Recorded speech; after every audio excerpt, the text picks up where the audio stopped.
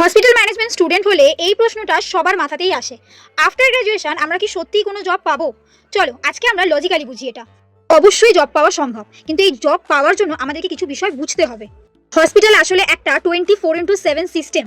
হসপিটালে শুধু ডক্টর আর নার্স দিয়ে কিন্তু কাজ হয় না, এখানে ক্লিনিক্যাল কাজের পাশাপাশি নন ক্লিনিক্যাল ম্যানেজমেন্টেরও গুরুত্ব আছে। হসপিটালে শুধু পেশেন্ট ট্রিট করাই না, আদার্স অনেক কাজ থাকে, like OPD and IPD management, then patient flow, billing and reporting. এই সমস্ত কাজকে সুষ্ঠুভাবে একসাথে পরিচালিত করতে হয়, আর এই সমস্ত কাজ করে non clinical management team.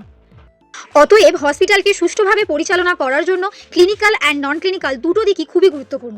Job and scope দুটোই আছে, এতটুকু ক্লিয়ার। কিন্তু শুধু ডিগ্রি থাকলেই হবে না, right direction and basic skill থাকলে তবেই ইন ফিউচার অপরচুনিটি আসবে।